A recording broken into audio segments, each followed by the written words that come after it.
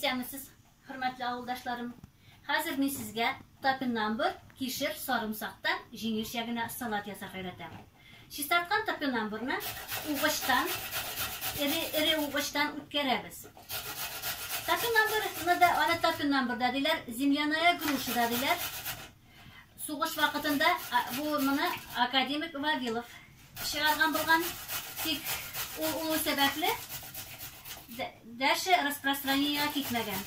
O vaqtda действительно bu topinamburni o'stirgan bo'lsalar, ko'p xalq ochdan o'lmishi, onu isen qolgan bo'lar edi. Chunki bu topinamburni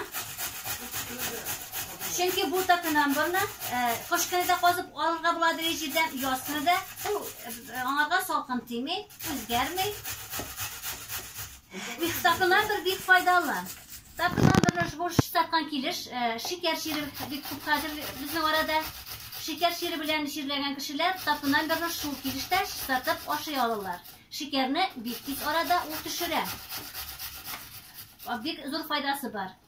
Bir o'tirtib qo'ysang, kichkina ona qozib olasingda, salqincha o'rniga qo'yasan.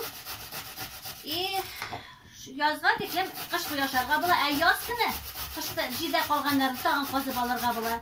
Tüpte qolganlaridan kelasi yilga yangadan chiqar.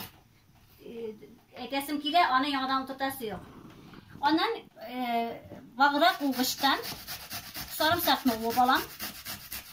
Demeyin sarımsak ko'pmi kerak desangiz, o'zingiz nechik damli sarımsakni ko'proq ta'min yaratsangiz ko'proq solirga bo'lar. Bek sarımsakli bo'lmasin desang, azrakda tamishingina, sarımsakni tamishingina solinadi.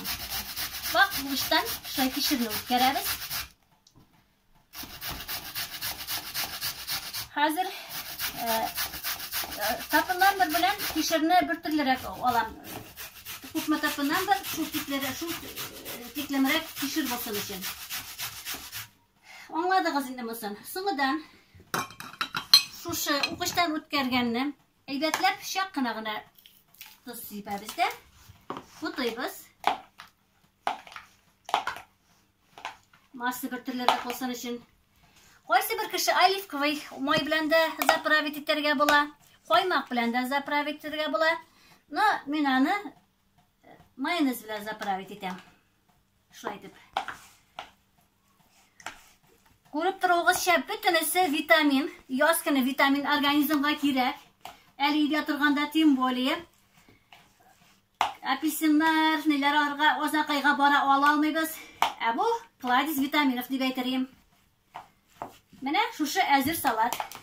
Azir, faydalı salat. Başlarımız demli bulsun.